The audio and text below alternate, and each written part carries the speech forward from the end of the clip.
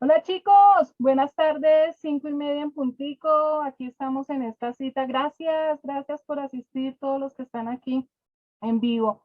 Mientras pongo las diapositivas, Siboncita, regálame por favor entonces la oración. Claro que sí.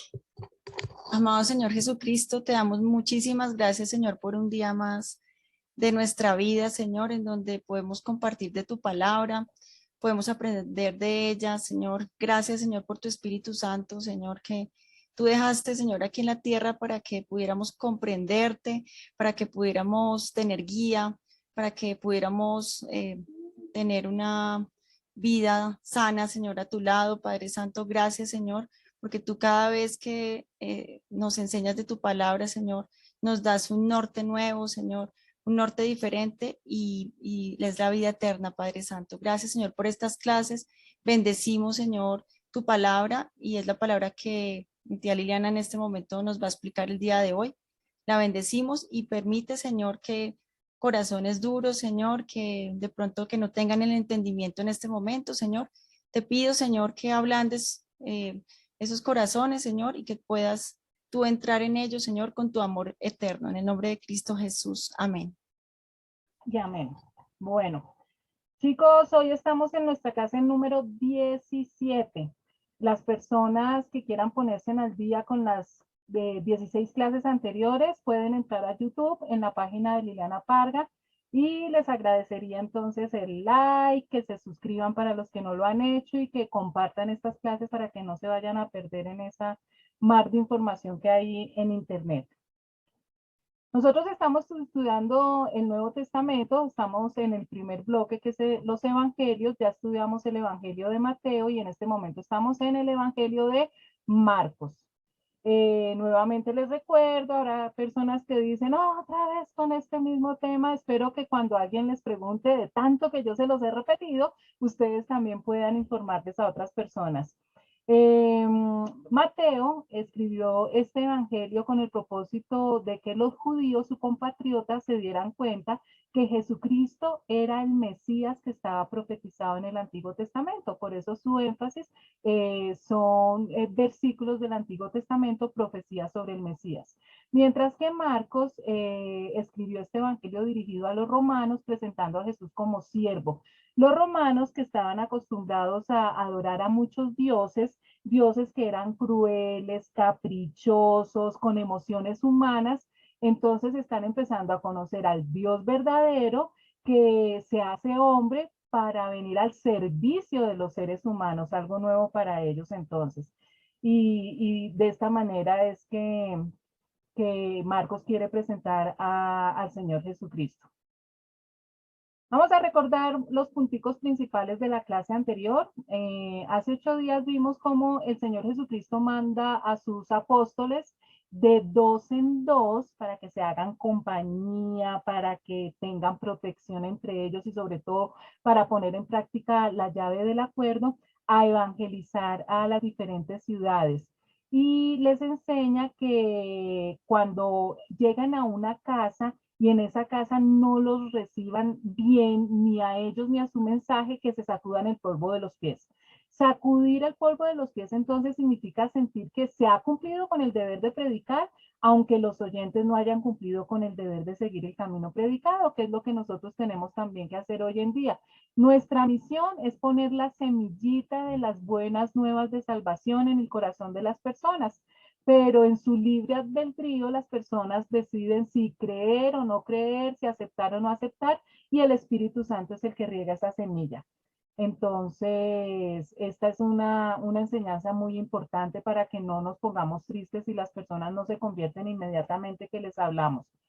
También hace 8 días vimos algo que Mateo ya nos había contado, el milagro que hizo el Señor Jesús alimentando a los 5,000, y también de Mateo repetimos cuando el Señor Jesucristo camina sobre el agua, pero aquí en Marcos no nos cuentan un detalle muy importante y es que Pedro también camina sobre el agua. De pronto Pedro le dio vergüenza que en Marcos se contara que él había caminado sobre el agua, pero que rapidito se había hundido por falta de fe.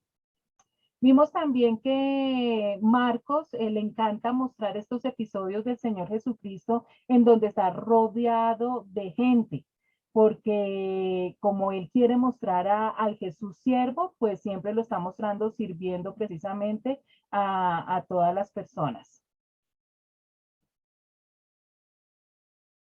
Aprendimos o seguimos estudiando algo que ya veníamos desde Mateo, esos problemas que se presentan con los fariseos, con los sacerdotes y con los maestros de la ley. Y Jesús los denuncia permanentemente por su hipocresía y toma este pasaje de Isaías 29:13 que dice, con sus labios me honran, pero su corazón está lejos de mí. Y es una enseñanza para que nosotros también tengamos en cuenta que hay muchas personas que tienen en su boca a Dios, pero realmente en sus corazones no lo tienen. Dios está en la boca de muchos, pero en el corazón de pocos. Y también para que nosotros sepamos que Jesús vino a romper con todo lo que se llama costumbre, tradición y cultura, para que analicemos nuestra vida, a ver, en cuanto a la espiritualidad, ¿qué hacemos nosotros que realmente es un hábito que se ha venido practicando como costumbre y no como algo que realmente le agrada a Dios? Por eso el Señor Jesús le dice a los fariseos, ustedes dejan de lado el mandamiento de Dios por seguir la tradición de los hombres.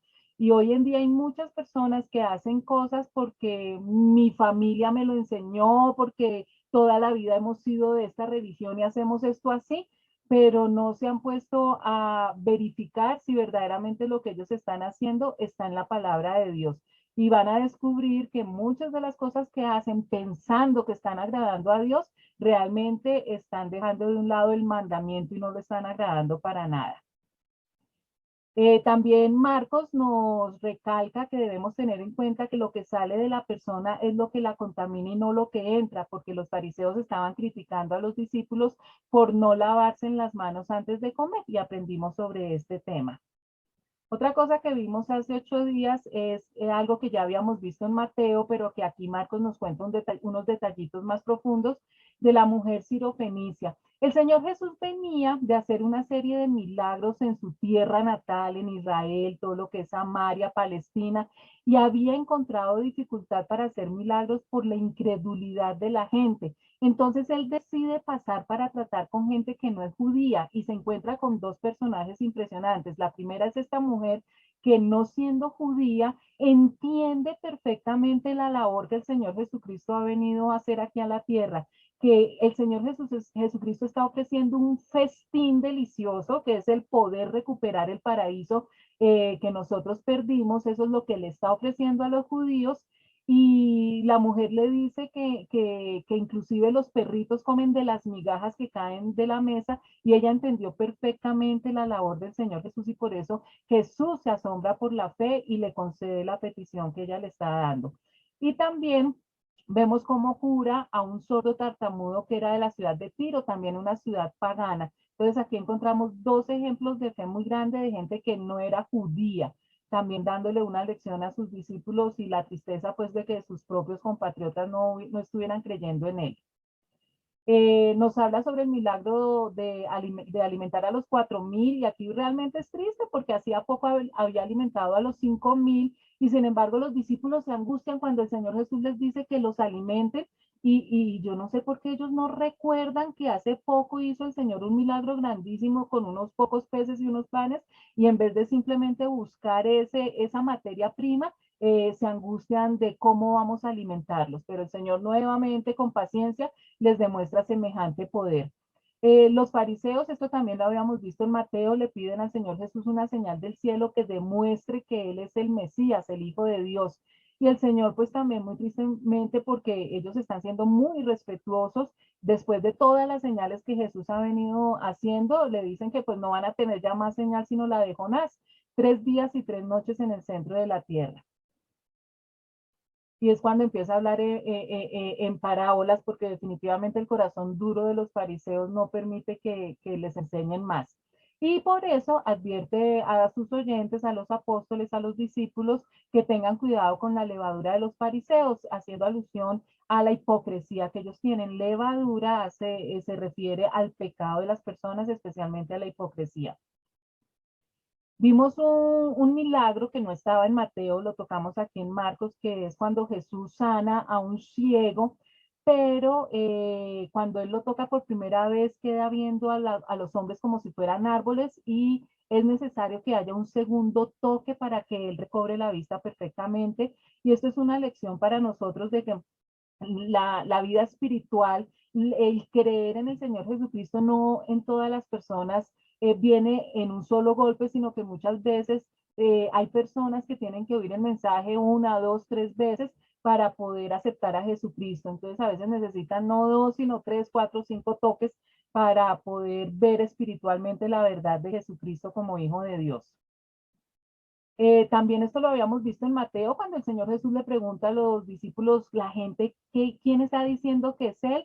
Y cuando Pedro le contesta, tú eres el Cristo, el Hijo del Dios viviente. Pero aquí en Marcos tampoco nos da un detalle muy importante que nos habla en Mateo, que es que cuando Pedro dice esta verdad, es cuando Jesús le dice que Petros, por esa Petra, esa sentencia, esa verdad que acaba de decir, sobre ella edificará la iglesia. Marcos no nos profundiza sobre este tema, pero ya lo vimos en Mateo. Y aquí la pregunta clave es tú. ¿Quién dices tú que soy yo? Y yo los invitaba a que ustedes se analizaran verdaderamente, tomaran conciencia de para ti, ¿quién es el Señor Jesucristo? Jesús anuncia su muerte. ¿Se acuerdan que en Mateo vimos mínimo 5 veces el Señor Jesucristo le dijo a sus discípulos que iba a morir, pero que iba a resucitar? Y aquí Marcos nos cuenta que Pedro trata de impedirle que vaya a Jerusalén y Jesús pues enfadado le dice, vete de aquí, Satanás. No le está hablando directamente a Pedro, sino es Satanás que utiliza a Pedro como títere para impedir que vaya a Jerusalén y cumpla con esa misión tan grande que es morir por nuestros pecados. Aprendimos también que el Señor Jesús nos dice que nosotros debemos diariamente cargar con nuestra cruz y se refiere a ese compromiso diario de darle primero la gloria a Dios y viviendo para los demás. A veces en contra de lo que queremos, pero es ese vivir de ahora en adelante dándole la gloria a Dios de todo lo que nos pasa y con amor al prójimo. Aprendimos también una historia, vimos una historia que también la había contado Mateo de un muchacho endemoniado y que los discípulos no pudieron sanar. Y aquí es cuando el Señor enseña sobre la fe, pero también la disciplina en orar y en crecer espiritualmente. Los discípulos acababan de llegar de una correría, ¿se acuerdan que los mandó de dos en dos, donde visitaron muchas ciudades y sanaron y liberaron a muchas personas? Y aquí con un muchacho no lo pudieron hacer, seguramente habían bajado ese alimento espiritual y hay que tener cuidado porque el poder no nos pertenece a nosotros, el poder es de Dios y ese poder se alimenta es a través de el estudio de la Biblia y de la oración. Y aquí seguimos, entonces ya empezamos tema nuevo en el día de hoy. Nos dice Marcos capítulo 9, versículo 30-32. Dejaron aquel lugar y pasaron por Galilea, pero Jesús no quería que nadie lo supiera porque estaba instruyendo a sus discípulos. Les decía, el Hijo del Hombre va a ser entregado en manos de los hombres. Lo matarán y a los 3 días de muerto resucitará. Pero ellos no entendían lo que quería decir con esto y no se atrevían a preguntárselo.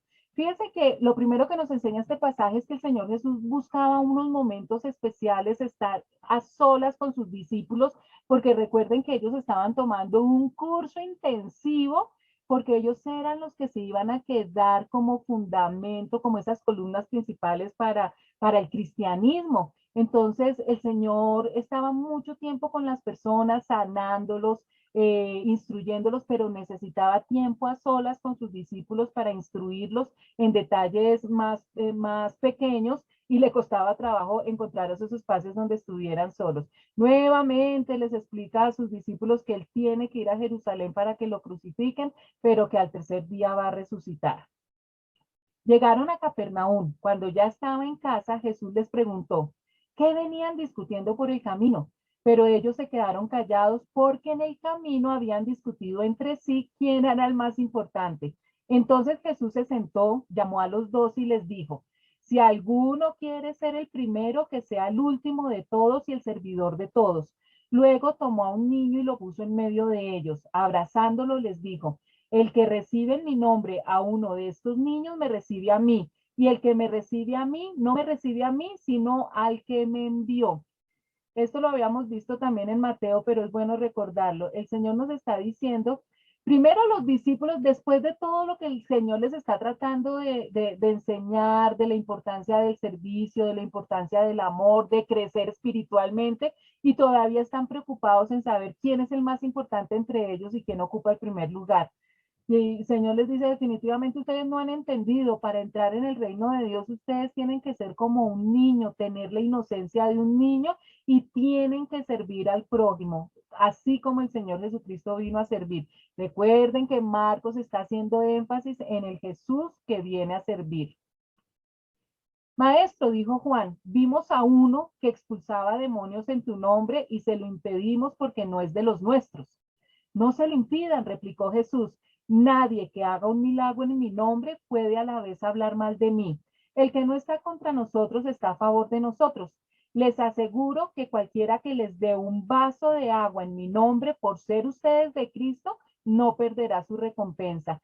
Esta enseñanza no está en Mateo, la vemos por primera vez aquí en Marcos y es muy importante porque el Señor enseña esa frase que es tan conocida en el ámbito cristiano y es el que no está contra nosotros, por nosotros es.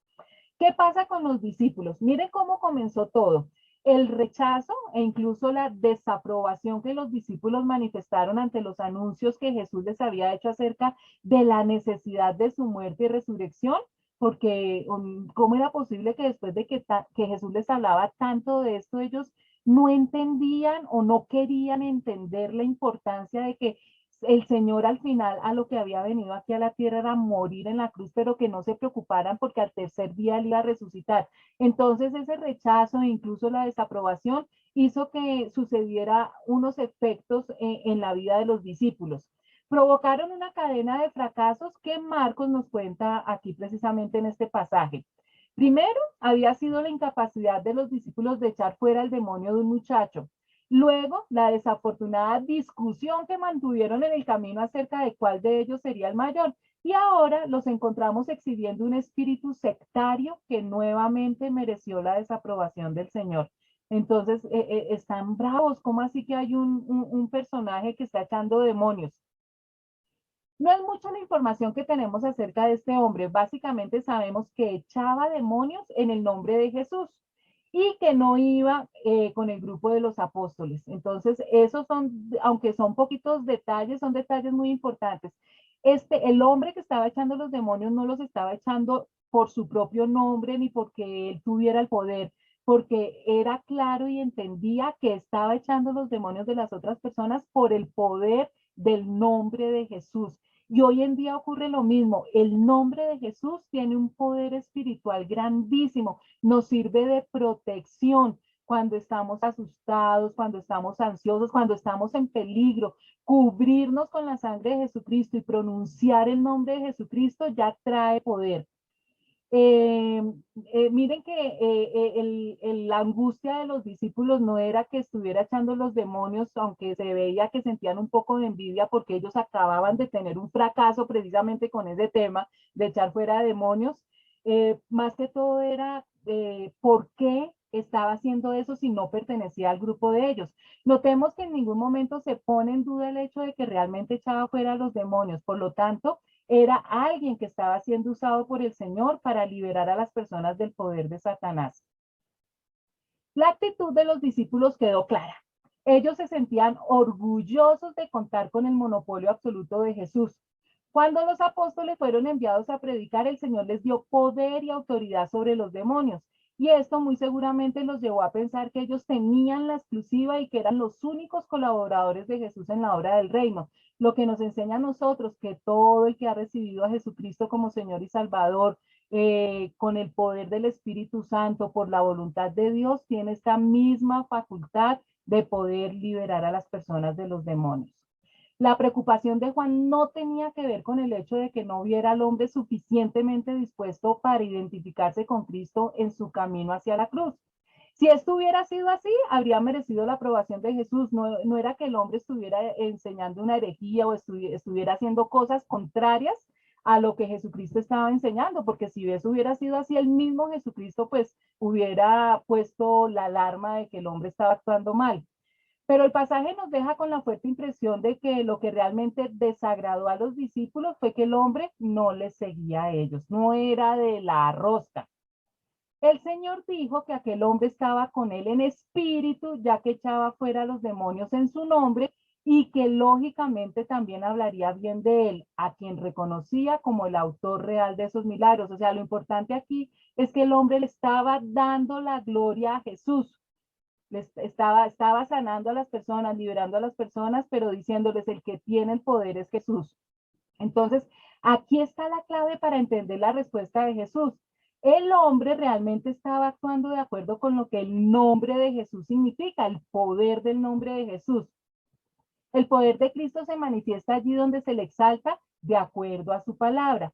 Por otro lado, no hay garantías de que todo aquel que obre en el nombre de Cristo cuente con la plena aprobación del Señor en todo lo que hace. Pueden existir personas que aunque pronuncien el nombre de Jesucristo, en su corazón e interiormente no son discípulos de Jesús. Entonces, pues el Señor que conoce las intenciones del corazón va a pagarle según lo que le corresponda. No es simplemente decir el nombre de Jesús sin ser creyente. Y Dios es el que conoce verdaderamente eso, si la persona sí es hijo de Dios o no. El Señor llama su atención diciendo que cualquiera que procure servirle, por insignificante que su servicio parezca, no quedará sin recompensa. Y esto es muy importante entenderlo porque, por ejemplo, echar un demonio en su nombre podría parecer algo espectacular, pero fíjense en que inmediatamente el Señor les dice que inclusive dar un vaso de agua puede ser, aunque se pueda parecer una cosa muy corriente, el Señor ha prometido recompensar cualquier cosa que hagamos por amor a su nombre. Entonces, los apóstoles estaban indignados y admirados de que ese hombre estuviera echando demonios, que verdaderamente es uno de los milagros como más poderosos, ¿no? Que dijera uno, uy, más poder tiene el que echa demonios. Pero el Señor Jesús está diciendo aquí, no, cualquiera que haga un servicio en mi nombre, así sea echar un demonio o darle un vaso de agua a un hermano, va a recibir recompensa, porque es que lo que el Señor está recompensando es el servicio. Y para Dios igual de poderoso es liberar a una persona de un demonio que darle un vaso de agua. Pero si alguien hace pecar a uno de estos pequeños que creen en mí, más le valdría que le ataran al cuello una piedra de molino y lo arrojaran al mar. Si tu mano te hace pecar, córtatela. Más te vale entrar en la vida manco que ir con las dos manos al infierno donde el fuego nunca se apaga. Y si tu pie te hace pecar, córtatelo. Más te vale entrar en la vida cojo que ser arrojado con los dos pies al infierno. Y si tu ojo te hace pecar, sácatelo. Más te vale entrar tuerto en el reino de Dios que ser arrojado con los dos ojos al infierno, donde su gusano no muere y el fuego no se apaga. Este pasaje no hay que cogerlo literalmente, también lo habíamos visto en Mateo. Significa es que nosotros debemos cortar con todo aquello que nos aleje de Dios. Si tienes problemas con la pornografía, saca el televisor del cuarto. Si tienes problemas con el trago, no te juntes con amigos que tomen trago. Es decir, nosotros alejarnos de aquellas cosas, cortar aquellas cosas que nos llevan con facilidad a pecar y alejarnos de Dios. Y también el Señor aquí aclara, hay de quien haga pecar a un niño. Se está refiriendo de los niños, de literalmente los menores de edad, pero también se refiere a los niños espiritualmente, aquellas personas que recién están conociendo los caminos del Señor y llegan infortunadamente a una iglesia donde les enseñan mal la palabra de Dios o les enseñan otra cosa diferente y los hacen ir por un camino equivocado. Entonces, cada uno también va a tener su castigo, tanto los que maltratan a los niños como los que hacen caer a los recién convertidos. Vamos entonces, estamos en Marcos capítulo 9, versículos 49-50. La sal con que todos serán sazonados es el fuego. La sal es buena, pero si hija de ser salada, ¿cómo le pueden volver a dar sabor? Que no falte la sal entre ustedes para que puedan vivir en paz unos con otros. Recuerden que en Mateo vimos que el Señor Jesús nos compara, nos está diciendo que nosotros somos la sal de la tierra, es decir, que somos los que le damos ese sabor a esta vida que está llena de problemas y que somos la luz del mundo, los que le quitamos las tinieblas, la ceguera a las personas que no están con Dios.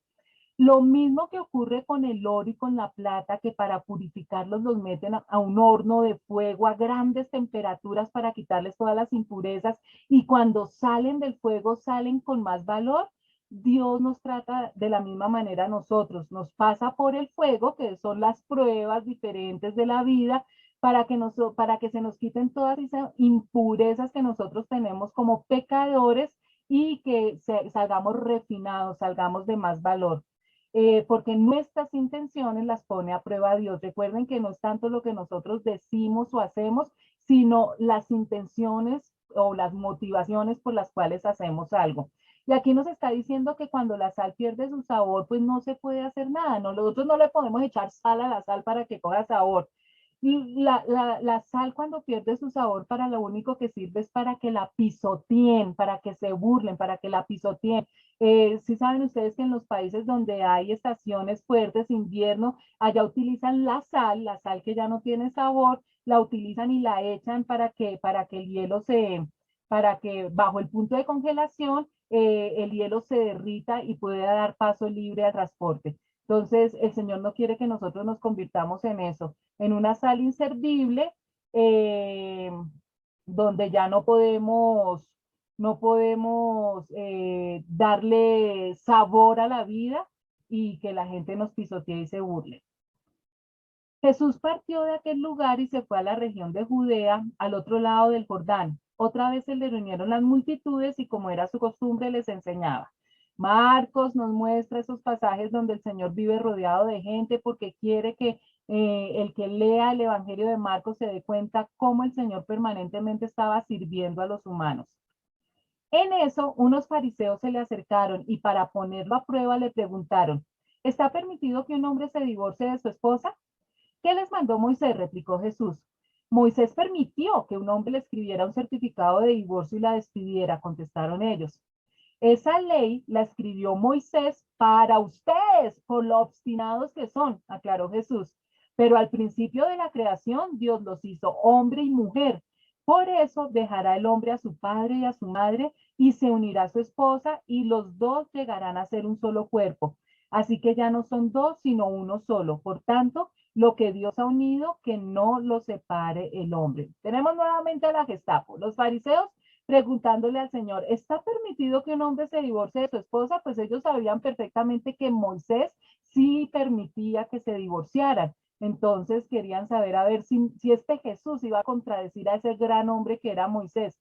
Y el Señor Jesús muy claramente les dice, lo que Dios ha unido, que no lo separe el hombre. ¿Cómo entonces funcionaba esto del divorcio? Resulta que en la ley de Moisés, Moisés daba carta de divorcio por cualquier motivo, se podían separar. En la época de los escribas y de los fariseos, en el momento en que está el Señor Jesús con ellos, habían dos corrientes. Los que seguían la escuela de Gilel daban el divorcio por cualquier causa, pero los que seguían, estos Gilel y Chamay son nombres de rabinos, y los que seguían la escuela de Chamay o Chamey daban carta de divorcio únicamente a si era por causa de fornicación. Entonces el Señor aquí les está enseñando que esa es la verdadera razón. Solamente se da por causa de fornicación o de pornella, de inmoralidades sexuales. Eso también lo habíamos visto ya en el Evangelio de Mateo. Y el Señor Jesús termina diciendo, y los dos llegarán a ser un solo cuerpo. Esto es muy bonito porque a pesar de que son dos personas totalmente diferentes, no es que en el matrimonio pierdan su identidad, pierdan su temperamento, pierdan su razón de ser como individuos, su libre albedrío, sino que en la institución del matrimonio ocurre algo sobrenatural espiritual. Y es que en el momento de la consumación del matrimonio, en el momento en que se tienen relaciones sexuales, hay una unión espiritual y aunque son dos personas diferentes, se convierten en un solo cuerpo. Entonces ya no son dos, sino uno solo. Por tanto, lo que Dios ha unido, porque es una unión espiritual, que no lo separe el hombre.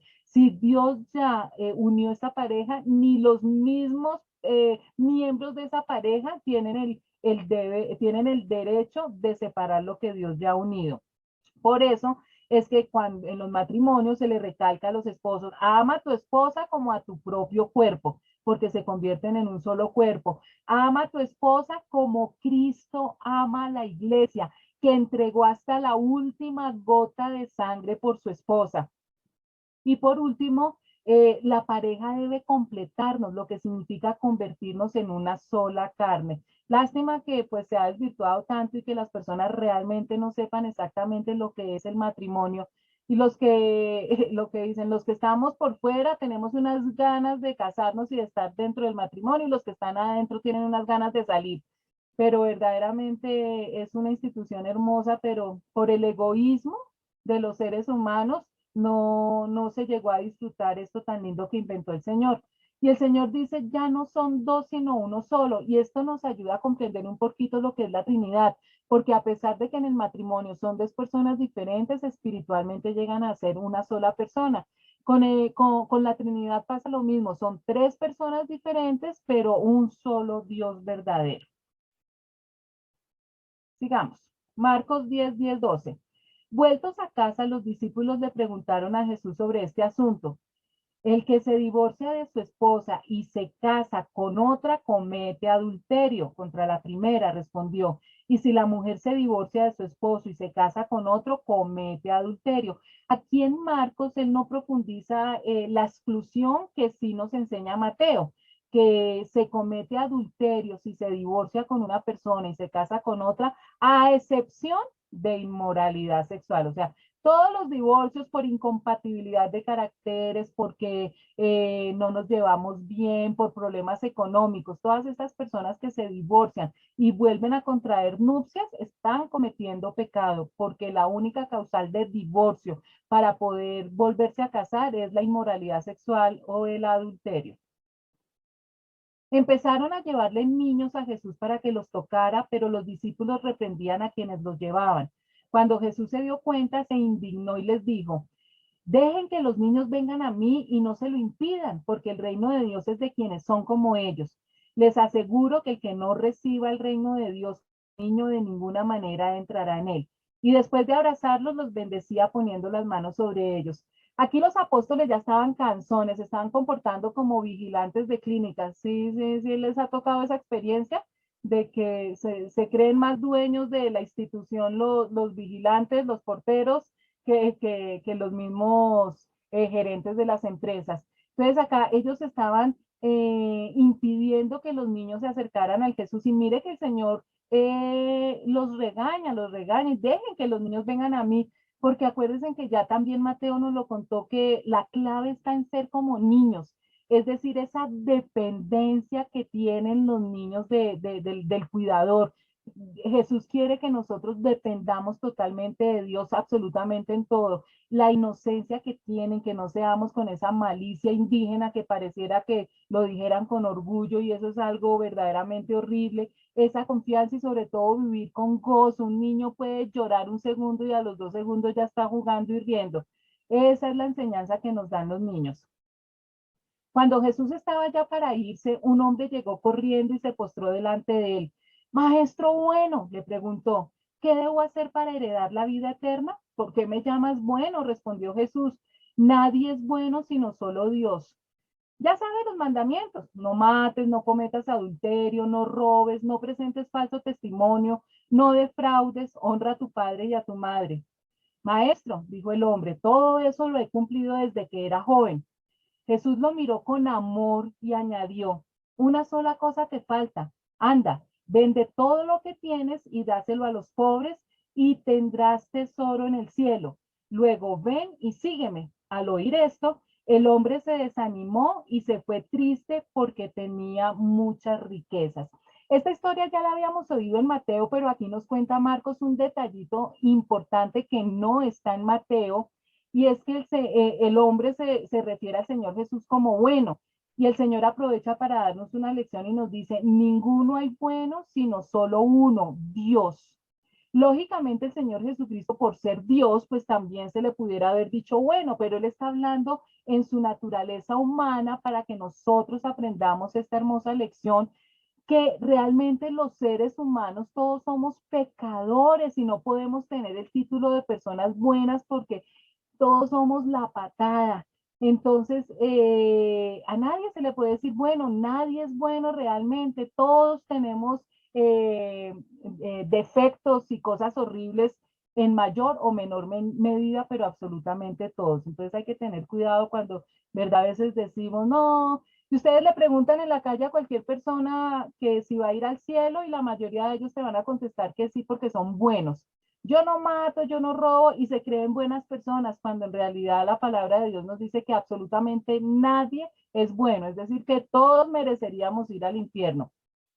Y cuando el hombre le pregunta cómo heredo la vida eterna, miren cómo el Señor le responde con los mandamientos, pero aquellos mandamientos que tienen que ver con la relación con el prójimo, si se dan cuenta de cómo amar al prójimo. No mates, no cometas adulterio, no robes, no presentes falso testimonio, no defraudes, honra a tu padre y a tu madre. Él no nombró los primeros mandamientos que tienen que ver con nuestra relación con Dios, sino los últimos que es nuestra relación con el prójimo.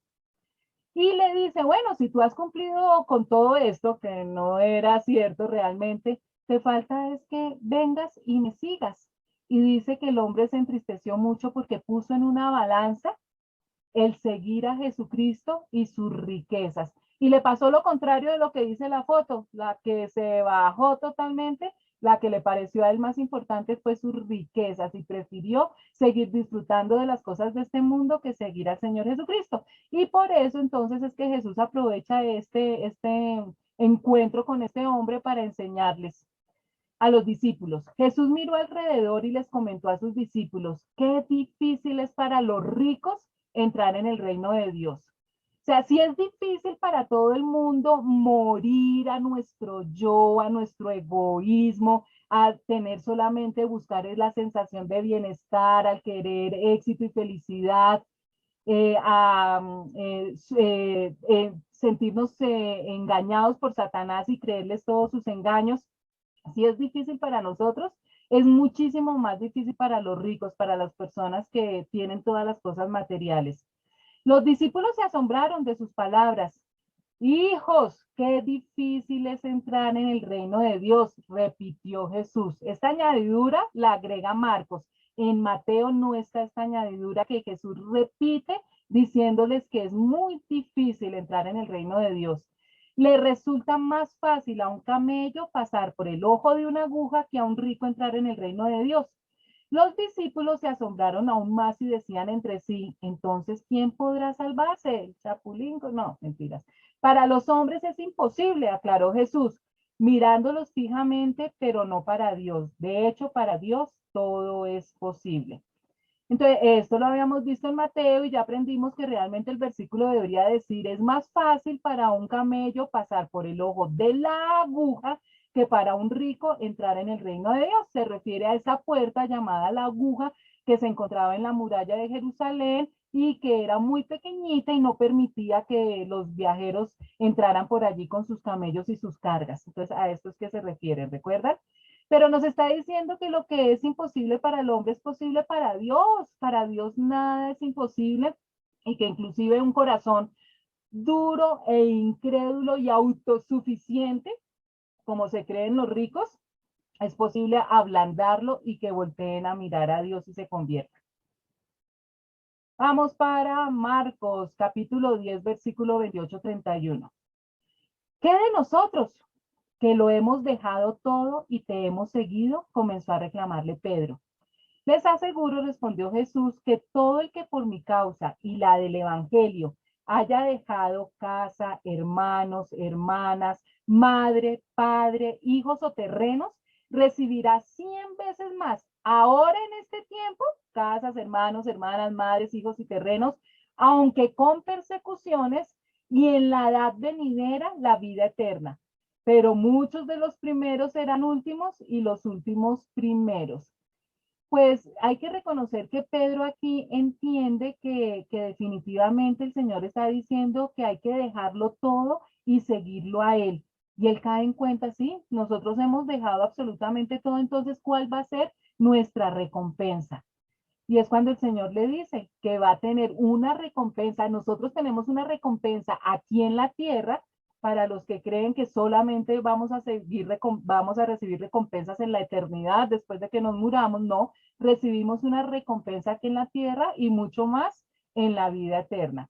¿Y a qué se refiere esa recompensa? Lo primero que Jesús aclara es que cuando nosotros dejamos todo por el Señor Jesús, vamos a recibir 100 veces más de aquello que dejamos y da una lista. Entonces empieza esa lista con las casas y se refiere que de pronto no vamos a tener una casa lujosa o una casa propia o la casa de nuestros sueños aquí en la tierra, pero cuando nosotros le servimos al Señor Jesús, tenemos los hogares de otras personas donde recibimos acomodamiento como siervos del Señor. Y más se refiere a los misioneros, ¿no es cierto? Que encuentran muchos hogares que con el corazón abierto están dispuestos a recibirlos. Entonces no tienen una sola casa, sino muchísimas casas. En cuanto a los hermanos, dice que vamos a tener hermanos y hermanas en Cristo. Si tú eres hijo único o tienes una familia que no es muy unida, o si tienes hermanos que son muy unidos, en todo caso el Señor promete 100 veces más y se refiere a toda esa familia cristiana, a todos nuestros amigos cristianos con los que tenemos una comunión que enriquece nuestras vidas. Tan hermoso que es ir a la iglesia los domingos y encontrarnos. Yo bendigo a todos, que aquí hay varios oyendo estas clases, mis amigos de la iglesia, que nos vemos los domingos, que compartimos una empanadita, pero lo más importante es que compartimos la palabra de Dios y el gozo de todo lo que el Señor tiene para nosotros. Entonces eso no se compara a ninguna familia, esa unidad que tenemos entre los hermanos cristianos. También nos dice que vamos a tener terrenos y eso se refiere a todos los países del mundo donde se lleva la palabra de Dios, porque recuerden que nosotros estamos llamados y enviados a evangelizar.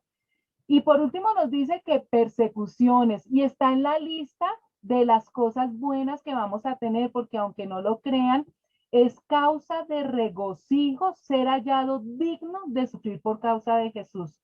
Entonces, para las personas mártires, los mártires, los que son perseguidos y muchas veces muertos por el nombre de Jesucristo, van a tener también una recompensa mucho más grande en la eternidad. Pero termina diciendo que muchos de los primeros serán últimos y los últimos serán primeros. Y aquí nos está enseñando, y esto es bien importante, chicos, en los caminos de Dios, en los caminos del Señor, es tan importante cómo empezamos nosotros, es decir, que debemos empezar bien, pero también terminar bien, porque esta no es una carrera de velocidad, esta es una carrera a campo traviesa y con obstáculos. Entonces, no es tan importante que nosotros comenzamos la carrera, sino lo más importante es que debemos terminarla. Y muchos que empezaron bien, pues no van a llegar a la meta. Entonces, es para que tengamos mucho cuidado. Sigamos. Iban de camino subiendo a Jerusalén y Jesús se les adelantó. Los discípulos estaban asombrados y los otros que venían detrás tenían miedo. Recuerden que Jesús les estaba diciendo que iban a Jerusalén para que a él lo maltrataran, lo escupieran, lo crucificaran. Pues siendo humanos, pues ellos estaban asustados.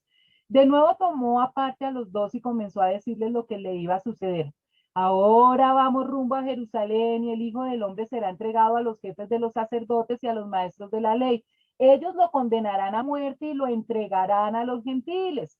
Se burlarán de él, le escupirán, lo azotarán y lo matarán, pero a los 3 días resucitará para que no sientan miedo porque ya saben lo que va a suceder.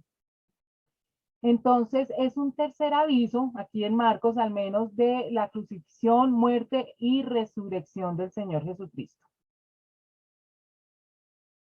Versículo 35. Se le acercaron Jacobo y Juan, hijos de Zebedeo. Maestro, le dijeron, queremos que nos concedas lo que te vamos a pedir. ¿Qué quieren que haga por ustedes? Concédenos que en tu glorioso reino uno de nosotros se siente a tu derecha y el otro a tu izquierda. No saben lo que están pidiendo, les replicó Jesús. ¿Pueden acaso beber el trago amargo de la copa que yo bebo o pasar por la prueba del bautismo con el que voy a ser probado? Sí podemos.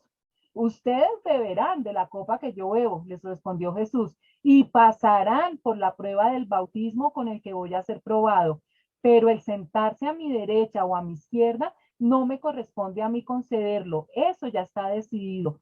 Los otros 10, al oír la conversación, se indignaron contra Jacobo y Juan. Bueno, entonces esta historia también la habíamos estudiado en Mateo, ¿no es cierto? Hay que abonarle a Jacobo y Juan, que parece que estaban muy preocupados por la vida futura, eterna, la vida espiritual, pero realmente no era eso tanto lo que les preocupaba, sino nuevamente ese deseo de querer ser más que los otros. Y el Señor cuando les dice, miren, ¿se acuerdan que en Mateo, aquí Marcos no nos lo cuenta de la misma manera que Mateo? Porque en Mateo nos dice que es la mamá de ellos la que aboga por Jesús. Aquí Marcos, acuérdense que Marcos está narrando es lo que le cuenta Pedro y lo que le cuentan otros testigos, y omitió ese pedacito. Lo más seguro es que Mateo tenía razón. Acuérdense que siempre vale la añadidura en que no fue directamente Jacobo y Juan, sino la mamá de Jacobo y Juan la que primero habló con Jesús, y después los apóstoles se acercaron para reforzar la petición. Entonces no hay aquí ninguna contradicción.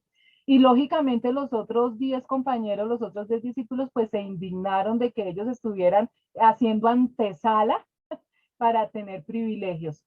Cuando el Señor Jesús habla que sobre la prueba del bautismo con el que voy a ser probado, se refiere a su muerte. Recuerden que el bautizo es una inmersión en agua, y cuando nosotros nos bautizamos, cuando entramos dentro del agua, es en conmemoración de la muerte del Señor Jesucristo, y cuando nos salimos de la pileta bautismal del agua, es recreando la resurrección de Jesucristo. Entonces, cuando Jesús habla de que la prueba del bautismo se refiere a la muerte, Jesús va a morir, y todos los apóstoles, a excepción de Juan, van a morir también como mártires. La posición de honra en el reino no son concedidos arbitrariamente, deben ser ganados. Nosotros recibimos una salvación eterna por fe individual. Nosotros utilizamos nuestro libre albedrío y decidimos creer que Jesucristo es el Hijo de Dios, que muere por nuestros pecados y que por su resurrección Él pasa por encima de la muerte y nos devuelve la vida eterna, ese paraíso que perdimos en el Génesis. Eso es por fe, pero la admisión al reino es por la gracia, eso se refiere por la gracia, por medio de la fe, pero la posición en el reino quedará determinada por la fidelidad a Cristo.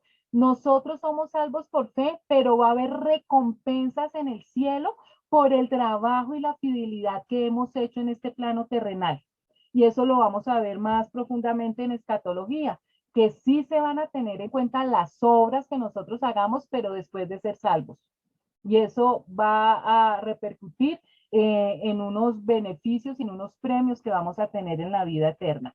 Este tema es bien interesante y bien importante. Versículo 42. Así que Jesús los llamó y les dijo, como ustedes saben, los que se consideran jefes de las naciones oprimen a los súbditos, y los altos oficiales abusan de su autoridad. Pero entre ustedes no debe ser así. Al contrario, el que quiera hacerse grande entre ustedes deberá ser su servidor, y el que quiera ser el primero deberá ser esclavo de todos, porque ni aun el Hijo del Hombre vino para que le sirvan, sino para servir y para dar su vida en rescate por muchos. Aquí está Marcos recordándonos nuevamente que Jesús vino como siervo.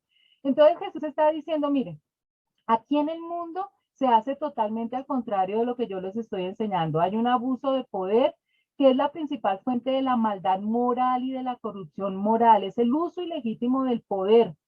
La base de ese abuso de poder es el orgullo, que es el pecado que viene de Satanás, el querer siempre estar por encima de otras personas y creerse mejor que otros seres humanos. Eso viene del orgullo que es dado por Satanás. Entonces el Señor nuevamente les está diciendo, dejen de pensar así. Eso es una idea que viene de Satanás, el querer ser más que otros. Nosotros debemos servir a los demás. Y si, por ejemplo, en un matrimonio una persona se casa con la idea de hacer feliz al cónyuge y el otro se casa con pues, con la idea de hacer feliz a su otro cónyuge, el esposo quiere hacer feliz a su esposa y la esposa quiere hacer feliz a su esposo, pues son matrimonios maravillosos. Y si yo entro a un trabajo queriendo hacer bien mi trabajo y servir a mis compañeros, soy un excelente trabajador, y si los demás empleados hacen lo mismo, pues es una empresa maravillosa. Es siempre al servicio de los demás, tratar de hacerle la vida más agradable a los otros seres humanos. Si eso fuera así, viviríamos en un mundo perfecto. Pero como no lo hacemos así, infortunadamente, aunque eso es lo que nos está enseñando Jesús, sino simplemente pensamos primero yo, segundo yo, tercero yo, entonces es cuando vienen todos los conflictos que estamos viviendo en este mundo de hoy. Entonces Jesús quiere enseñando la grandeza del servicio, la recompensa que se tiene al servir. Mire, cuando una persona está deprimida, cuando una persona está triste, cuando una persona no encuentra propósito en su vida, todos esos pensamientos negativos y horribles que muchas veces los llevan incluso al suicidio, se acaban cuando se pone uno al servicio de los demás. Entonces no necesitaríamos ni psiquiatras, ni habrían casas de locos, ni nada de eso si se pensara más en los demás.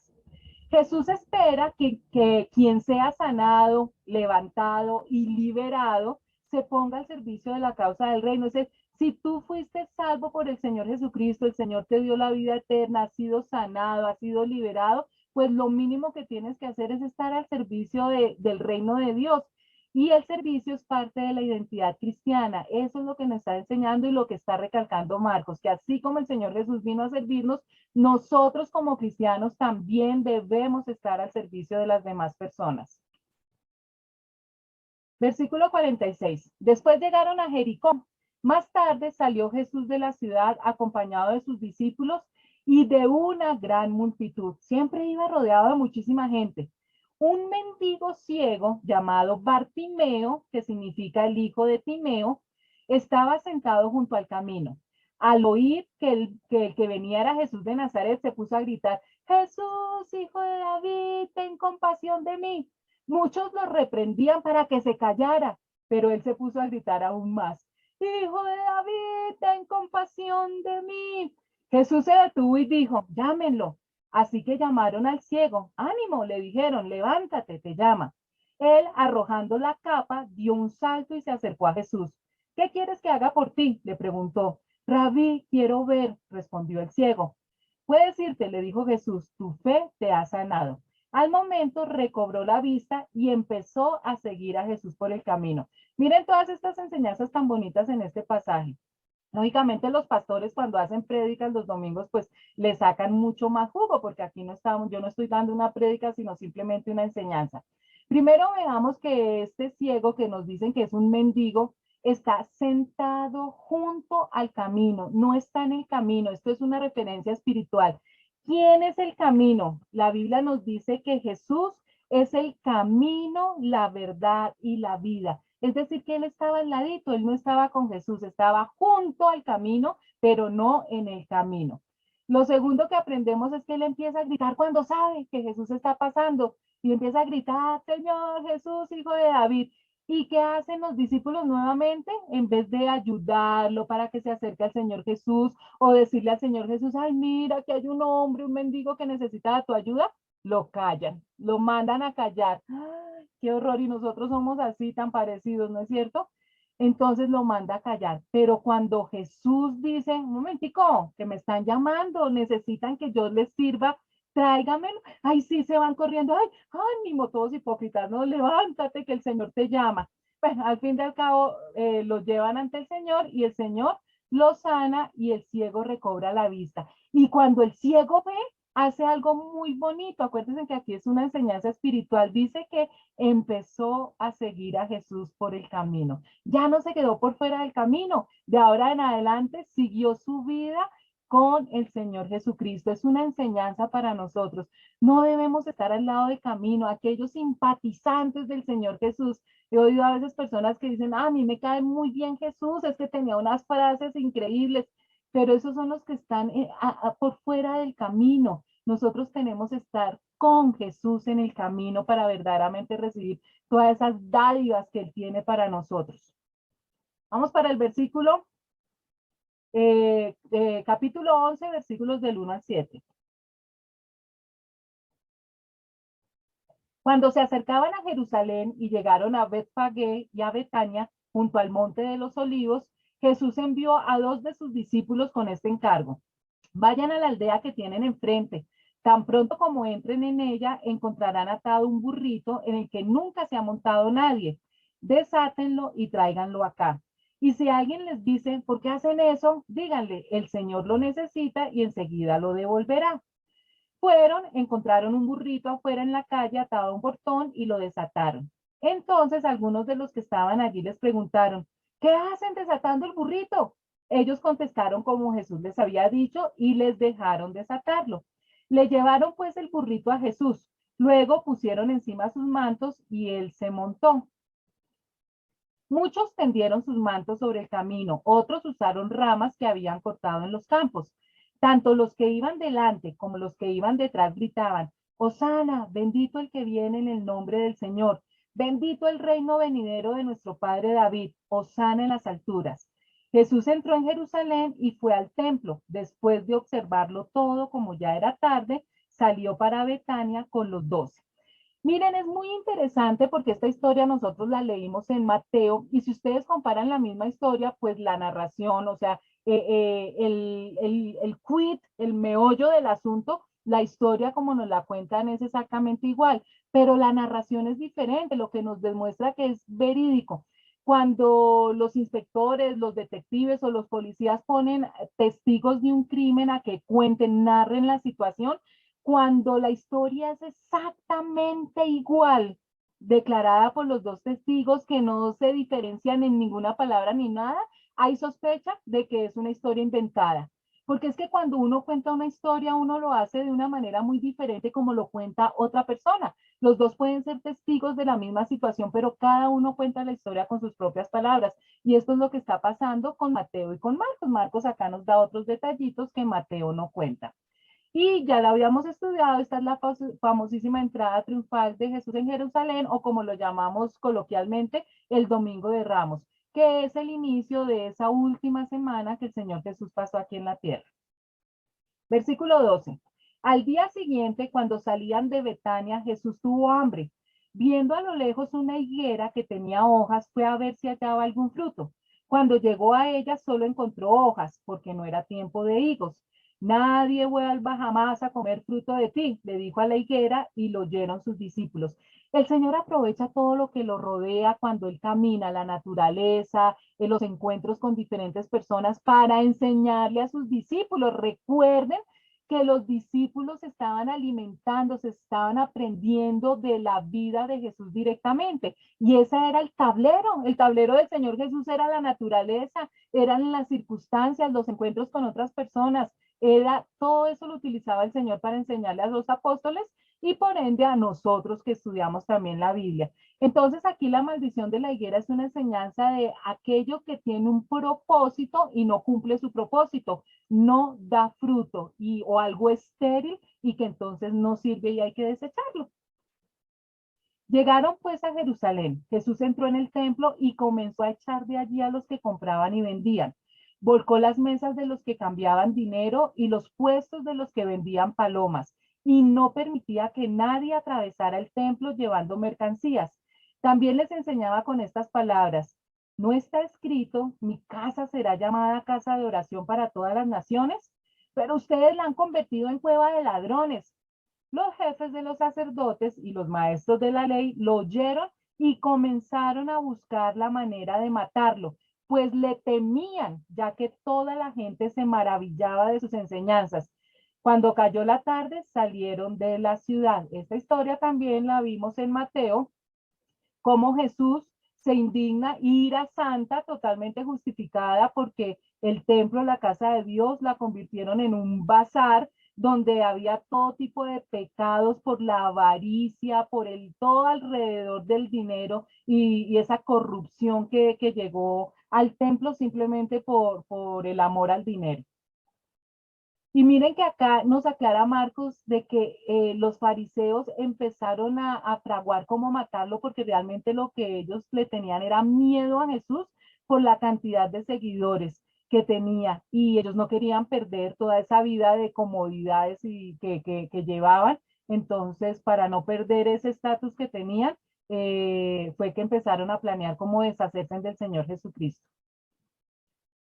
Por la mañana, al pasar junto a la higuera, vieron que se había secado de raíz. Pedro, acordándose, le dijo a Jesús: Rabí, mira, se ha secado la higuera que maldijiste. Tengan fe en Dios, respondió Jesús.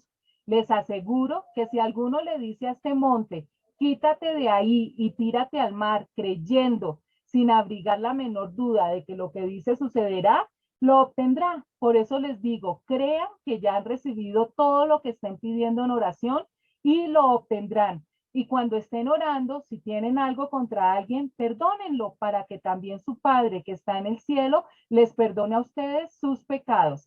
Miren, Pedro, nuestro amigo sanguíneo, Pedro, nos está diciendo, perdón, aquí una cosita, yo hago aquí un arreglito, si me deja.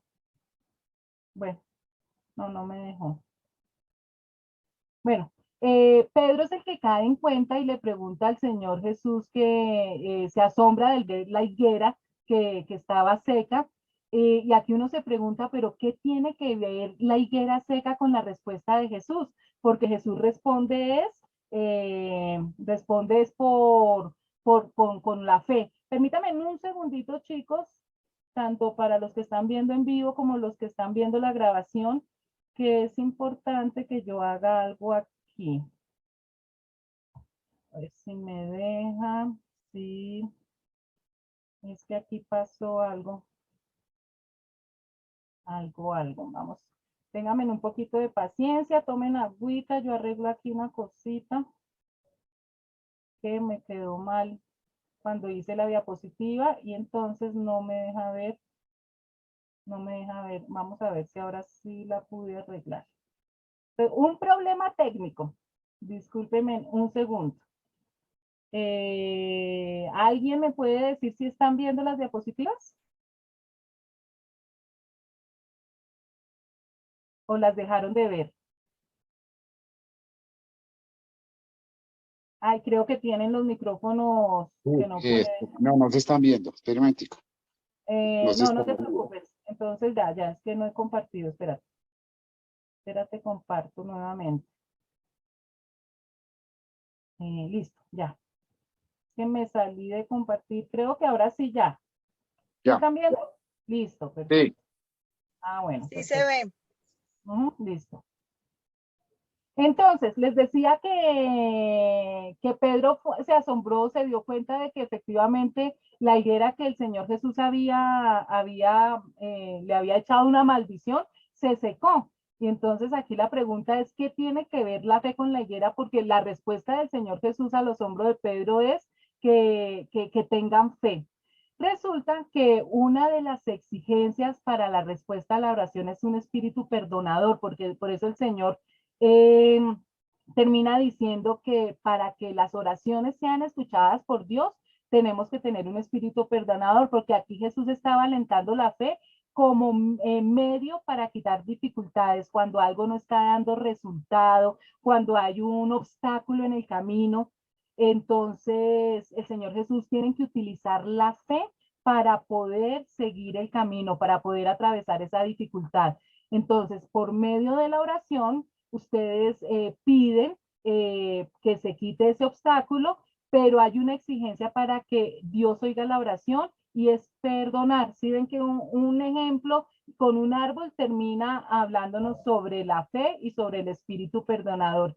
Y por eso es que la fe se convierte tan poderosa, porque puede ser inclusive una fe que mueva montañas y se refiere a esos obstáculos que tenemos en el camino. Recuerden ustedes que la fe ve lo invisible, sea, ¿qué es la fe? Es creer en algo que nosotros no vemos. Recuerden que nosotros los cristianos creemos para ver y no vemos para creer.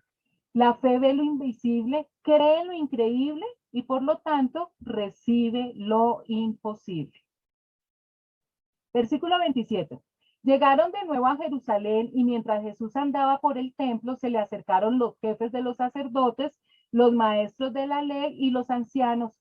¿Con qué autoridad haces esto? Lo interrogaron. ¿Quién te dio autoridad para actuar así? Yo voy a hacerles una pregunta a ustedes, replicó él. Contéstemela y les diré con qué autoridad hago esto. ¿El bautismo de Juan procedía del cielo o de la tierra? Respóndame. Ellos se pusieron a discutir entre sí. Si respondemos del cielo, nos dirá, entonces, ¿por qué no le creyeron? Pero si decimos de la tierra, es que temían al pueblo porque todos consideraban que Juan era realmente un profeta. Así que le respondieron a Jesús, no lo sabemos. Pues yo tampoco les voy a decir con qué autoridad hago esta. Y esta historia que también la encontramos en Mateo me encanta porque llegan muy orgullosos los fariseos como siempre, ¿no? Autoritarios, a exigirle al Señor Jesús que les diga, que les responda con qué autoridad hacen ellos. Y yo me imagino al Señor Jesús con toda la calma, con toda la paciencia y con todo ese amor, diciéndoles, listo, yo les respondo a ustedes, pero si ustedes me responden primero esto, Juan, ¿con qué autoridad hizo todo lo que hizo? Y Jesús sabía perfectamente que ellos también habían criticado y maltratado a Juan y no le creyeron a Juan y sabían que ellos le temían al pueblo. Por eso cuando ellos, los fariseos le contestan que no saben con qué autoridad, entonces Jesús ya, me imagino la sonrisa de satisfacción les dice, ah, pues yo tampoco les diré con qué autoridad hago estas cosas. Ellos no iban a entender, tenían tan duro el corazón, tenían la mente tan embotada, estaban tan ciegos espiritualmente que así Jesús les explicara que todo lo que él era, el Hijo de Dios, y aquí venía, ellos no habían decidido ya no creer. Y cuando una persona decide no creer, así se le haga el croquis en plastilina, no van a creer, porque creer es una decisión. Entonces comenzó Jesús a hablarles en parábolas. Recuerdan que aunque las parábolas es una forma literaria para que los niños entiendan más rápidamente una historia, a ellos les pasó lo contrario, quedaron totalmente ciegos espiritualmente con las parábolas. Un hombre plantó un viñedo, lo cercó, cavó un lagar y construyó una torre de vigilancia. Luego arrendó el viñedo a unos labradores y se fue de viaje. Llegada la cosecha, mandó un siervo a los labradores para recibir de ellos una parte del fruto, pero ellos lo agarraron, lo golpearon y lo despidieron con las manos vacías. Entonces les mandó a otro siervo, a este le rompieron la cabeza y lo humillaron. Mandó a otro y a este lo mataron. Mandó a otros muchos, a unos los golpearon, a otros los mataron. Le quedaba todavía uno, su hijo amado. Por último, lo mandó a él pensando, a mi hijo sí lo respetarán. Pero aquellos labradores se dijeron unos a otros, este es el heredero, matémoslo y la herencia será nuestra. Así que le echaron mano y lo mataron y lo arrojaron fuera del viñedo. ¿Qué hará el dueño? Volverá, acabará con los labradores y dará el viñedo a otros. ¿No han leído ustedes esta escritura? La piedra que desecharon los constructores ha llegado a ser la piedra angular. Esto es obra del Señor y nos deja maravillados. Cayendo en la cuenta de que la parábola iba dirigida contra ellos, buscaban la manera de arrestarlo, pero temían a la multitud, así que lo dejaron y se fueron. Esta la estudiamos más profundamente cuando vimos esta historia en Mateo, ¿se acuerdan? La parábola de los labradores malvados, y es como el Señor Jesús, efectivamente los fariseos tenían razón, la historia iba en contra de ellos, estaba narrando algo que ellos estaban haciendo eso en ese momento y era no creer, la incredulidad, la dureza del corazón que tenían para las cosas de Dios. La viña que se refiere, pues esa función que les dejó Dios a Israel de proteger las escrituras, de evangelizar, de ser el suelo hermoso donde el Mesías naciera y cumpliera su función, su misión de morir por los pecados del mundo y ellos no hicieron lo que tenían que hacer. Eso no quiere decir que Dios haya desechado a Israel, sino que los dejó aparte y entonces le arrienda el viñedo a otros trabajadores.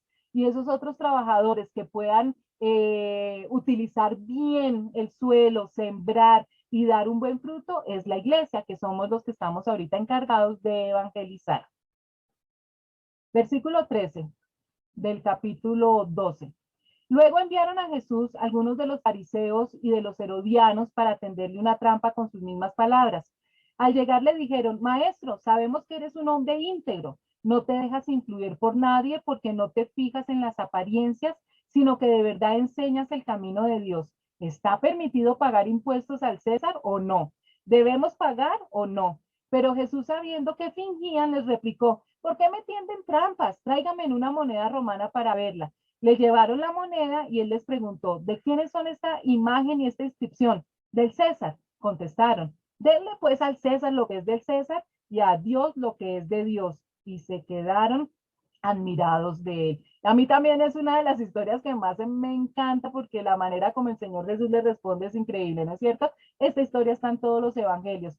Dad al César lo que es del César y a Dios lo que es de Dios. Todavía no han entendido ni hemos entendido muchos en este momento la separación que debe haber entre las cosas terrenales, pasajeras, con las cosas eternas que verdaderamente son importantes, la separación que debemos hacer y que nosotros debemos tener en una balanza y la balanza debe inclinarse con las cosas de Dios y no con las cosas de este mundo. Debemos separar esos dos sectores.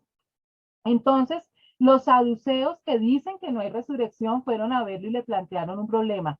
Maestro, Moisés nos enseñó en sus escritos que si un hombre muere y deja a la viuda sin hijos, el hermano de ese hombre tiene que casarse con la viuda para que su hermano tenga descendencia. Ahora bien, había 7 hermanos. El primero se casó y murió sin dejar descendencia. El segundo se casó con la viuda, pero también murió sin dejar descendencia. Lo mismo le pasó al tercero. En fin, ninguno de los 7 dejó descendencia. Por último, murió también la mujer. Cuando resuciten, ¿de cuál será esposa esta mujer?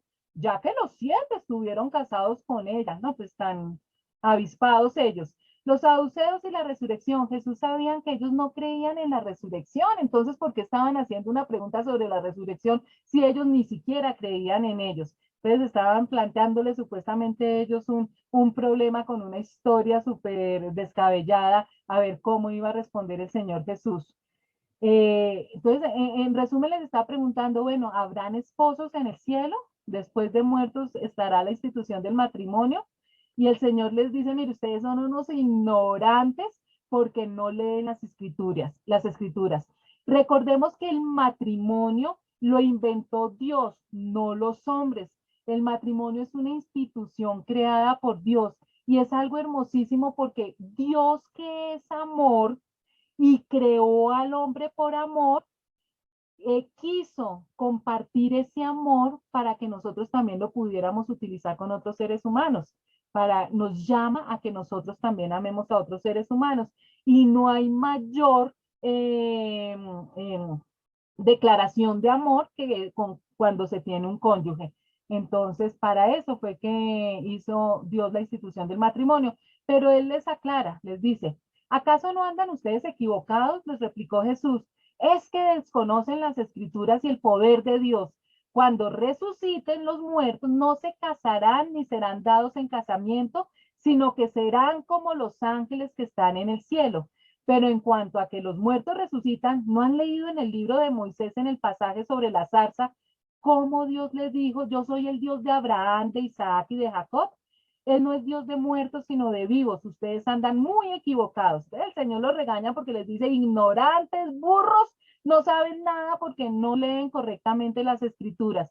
Nos dice que después cuando nosotros resucitemos, en este aspecto, no en todos los aspectos, sino se refiere en cuanto a los matrimonios, nosotros vamos a ser como los ángeles, es decir, que los ángeles no se casan ni se divorcian.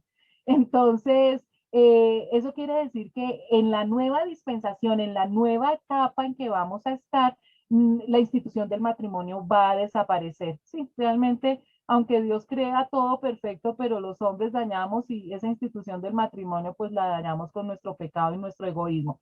Entonces, en cuanto al matrimonio, ese tipo de relación no va a existir. Pero el Señor les dice, les aclara que resurrección sí va a haber.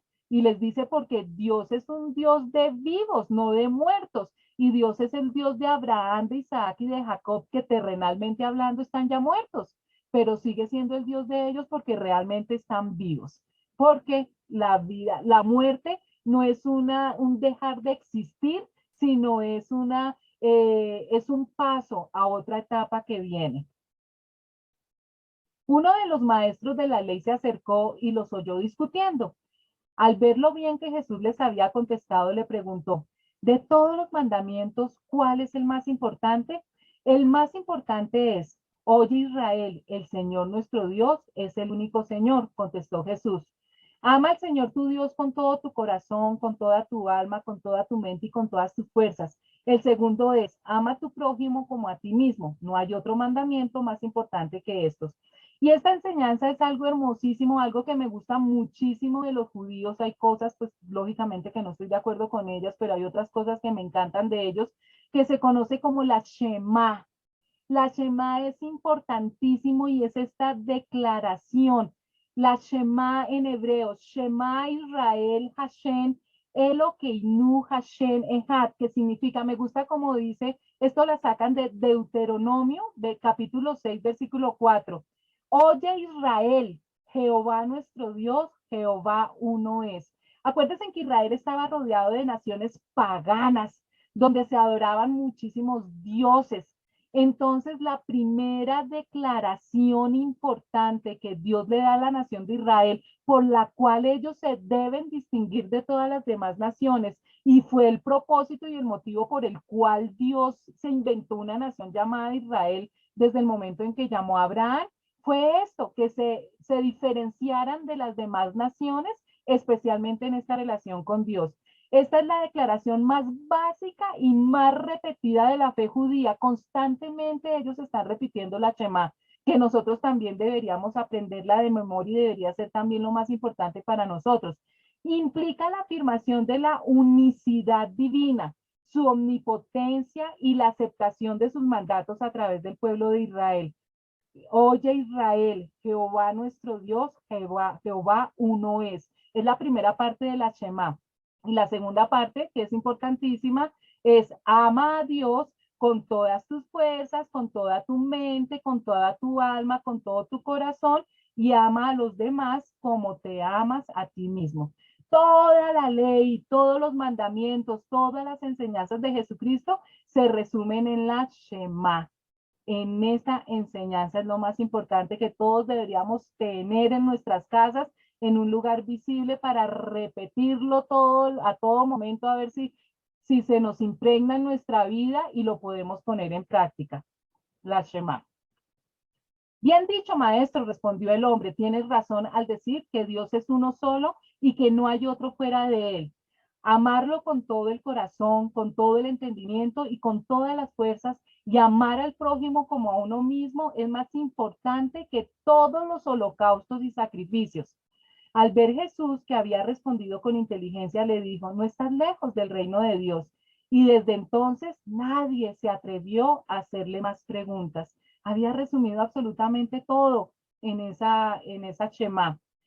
Y miren que aquí el hombre muy sabiamente también explica algo que el Señor Jesús estaba enseñando. Lo que pido de ustedes es amor y no sacrificios, conocimiento de Dios y no holocaustos. Aquí es lo que les he venido enseñando también desde el principio. Jesús está reemplazando la ley por el amor y podemos llamarlo la ley del amor. No importa qué tanto, si pudiéramos, porque es imposible cumplir la ley, si nosotros pudiéramos cumplir la ley al 100%, pero no tenemos amor, de nada sirve, y eso es una enseñanza bien hermosa de Primera de Corintios 13, en el que habla del amor. Bueno, eso lo vamos a ver más adelante. Marcos 12, 35, 37. Mientras enseñaba en el templo, Jesús les propuso, ¿cómo es que los maestros de la ley dicen que el Cristo es hijo de David?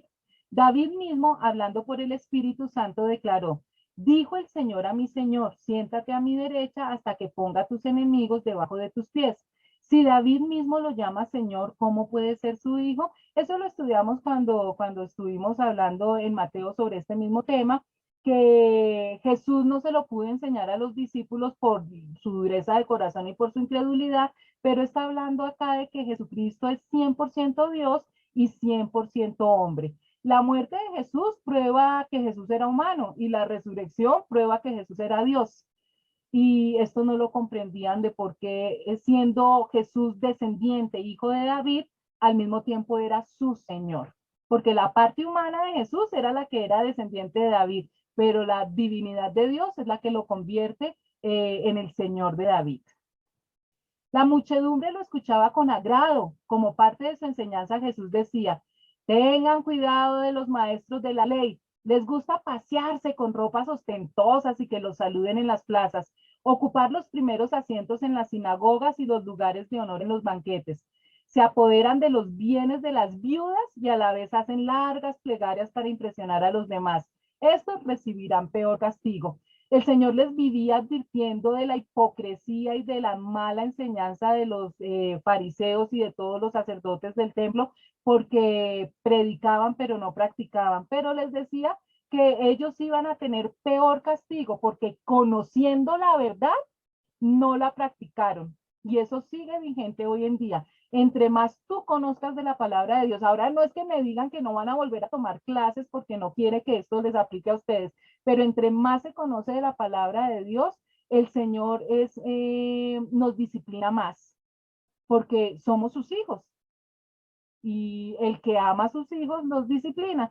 Entonces, por eso nos toma más en cuenta cuando pecamos. Jesús se sentó frente al lugar donde se depositaban las ofrendas y estuvo observando cómo la gente echaba sus monedas en las alcancías del templo. Muchos ricos echaban grandes cantidades, pero una viuda pobre llegó y echó 2 moneditas de muy poco valor. Jesús llamó a sus discípulos y les dijo, les aseguro que esta viuda pobre ha echado en el tesoro más que todos los demás.